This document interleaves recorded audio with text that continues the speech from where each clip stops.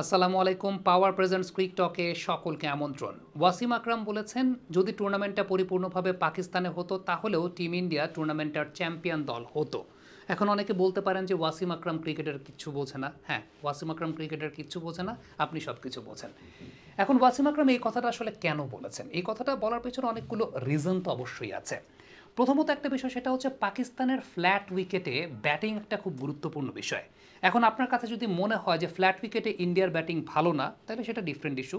কিন্তু ফ্ল্যাট উইকেটে ইন্ডিয়ার ব্যাটিং এই টুর্নামেন্টে যতগুলো দল আছে তাদের মধ্যে সবচাইতে বেটার, এটাও কিন্তু ভুলে যাওয়া চলবে না।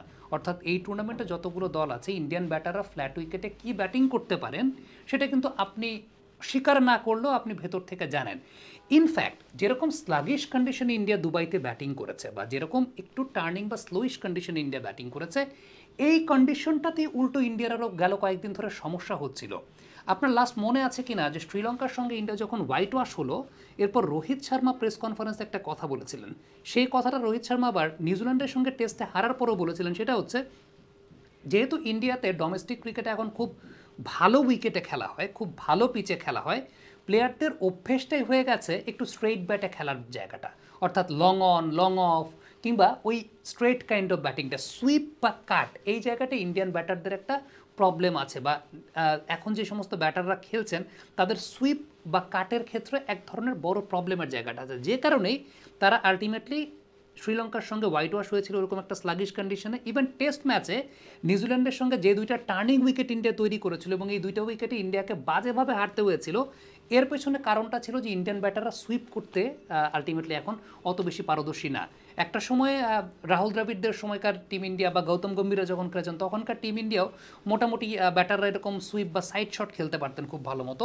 বাট এখনকার ইন্ডিয়া টিমের প্রবলেমের জায়গাটাই ছিল, যেহেতু ডোমেস্টিক ক্রিকেটে অনেক বেশি ফ্ল্যাট উইকেটে খেলা হয়, ডোমেস্টিক ক্রিকেটে তারা অনেক বেশি ফ্ল্যাট উইকেটে খেলে, তো ব্যাটারদের অভ্যেসটাই হয়ে গেছে ওই মিড অন মিড অফ কিংবা মিড উইকেট ওই নেচারের ক্রিকেটটা খেলা, যেটা উল্টো আরও ব্যাটিংয়ের ক্ষেত্রে ইন্ডিয়ার প্রবলেম ছিল এই টাইপের কন্ডিশনে। কিন্তু সেই প্রবলেমটাকে ইন্ডিয়া ওভারকাম করেছে। ইন্ডিয়া ওভারকাম করেছে কীভাবে? বিরাট কোহলি ডিপ ব্যাটিং করেছেন। শ্রেয়াস আইয়ারকেও দেখা গেছে কিছু কিছু ক্ষেত্রে তার স্বভাবসুলভ ব্যাটিং থেকে বেরিয়ে এসেও তিনিও হোল্ডিং রোলটা প্লে করেছিলেন। আমরা ফাইনালে দেখেছি অক্ষর প্যাটেল হোল্ডিং রোল প্লে করেছিলেন। সো যে কন্ডিশনটা ইন্ডিয়া উল্টো ব্যাটিং করেছে, এই কন্ডিশনটা কিন্তু ইন্ডিয়ার উল্টো স্বভাব বিরুদ্ধ জায়গা, এবং তার জন্য আরও বেশি মাত্রায় ডিসকমফোর্ট জোন ছিল। যদি আপনি ওয়ার্ল্ড ক্রিকেট ফলো করে থাকেন আসলে, তাহলে বুঝবেন এই কথাটা। আর ওয়ার্ল্ড ক্রিকেট ফলো না করে থাকলে শুধুমাত্র রাজনৈতিক এবং ধর্মীয় দৃষ্টিকোণ থেকে যদি ক্রিকেটকে বিচার করতে চান, তাহলে আপনি এখন অনেক কিছুই বলতে পারেন। আমরা পাওয়ার জেনারেশন,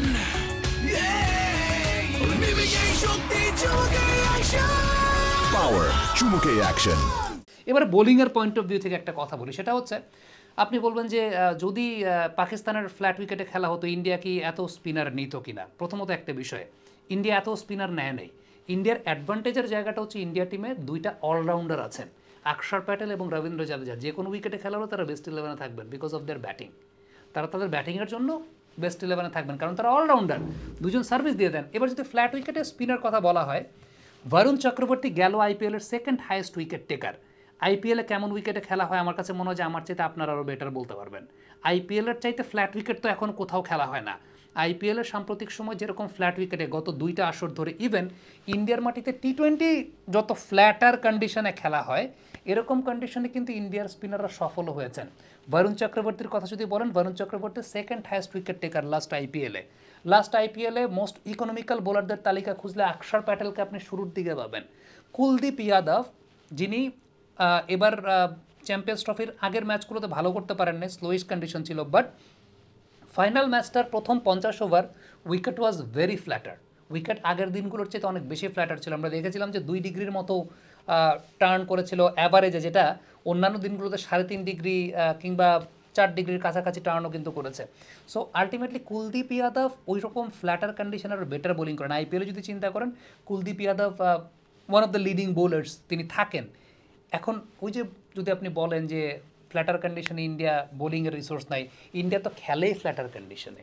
তাদের গেল কয়েক বছরের আইপিএল যদি পর্যালোচনা করেন, তারা খেলে অতীব ফ্ল্যাটার কন্ডিশনে, যেটা আবার বেশি অতিরিক্ত হয়ে যায়। সো আলটিমেটলি আপনি যদি বলেন যে পাকিস্তানে টুর্নামেন্ট হলে পরে ইন্ডিয়া জিততে পারতো না, ব্যাপারটা আসলে সেরকম না। ওয়াসিম আকরাম যে কথাটা বলেছেন, এখন আবারও বলি যে ওয়াসিম আকরামকে যদি এখন আপনি বলেন যে ওয়াসিম আকরাম ক্রিকেটের কী বুঝে, তাইলে পরে দ্যাটস ইউর চয়েস, এটা আপনি আপনার মতো চয়েস হয়তো বলতে পারবেন যে ওয়াসিম আকরাম ক্রিকেটের কী বুঝে। এখন ওইরকম একজন কিংবদন্তি পাকিস্তানি, তিনিও বিষয়টা অ্যাডমিট করেছেন। সো আমার কাছে মনে হয় যে ওই যেটা বললাম যে আমাদের অ্যাডমিট করার বা আমাদের অ্যাকসেপ্ট করার ক্যাপাবিলিটির জায়গাটা খুব কম, এবং অ্যাকসেপ্ট করতে পারি না দেখে আমরা আমাদের জায়গা থেকে জাতিগতভাবে প্রত্যেকটা সেক্টরে আমরা খুব মিডিওকারি রয়েছে, আমাদের উন্নতির জায়গাটা ধারাবাহিক হয় না, আমাদের উন্নতির জায়গাটা একদম টপ লেভেলে হয় না। এর আগের দিন একটা কন্টেন্ট একটা এক্সাম্পল দিয়েছিলাম যে আমরা আমাদের নিজেদের চাইতে সাকসেসফুল কাউকে দেখলে আমাদের কাছে খুব হিংসা লাগে, আমরা খুব হিংসা প্রবৃত্তিতে ভোগে। এবং এই জায়গাটা হয় কি, একদম পাশের বাসার কেউ যদি কোনো পাবলিক ইউনিভার্সিটিতে চান্স পায়, আমার বাসার কেউ যদি চান্স না পায়, তখন আমাদের আন্টিরা তাদের আলোচনার মধ্যে বলে যে আরে ওর পাশে তো একটা ভালো ছাত্র বসছিল, আমার ছেলে তো 1 মার্কের জন্য পায় নাই। সো এটা আমাদের আসলে নেচারের জায়গা যে আমরা অ্যাকসেপ্ট করে উল্টো ও কেন সাকসেসফুল সেই জায়গাটা রিচ না করে আমরা দেখা যায় নানা ধরনের বিষয়ে বলতে থাকি আর কি। সো এখান থেকে বেরিয়ে আসাটা খুব জরুরি। Thank you very much. Comment বক্সে আপনাদের মন্তব্য মতামত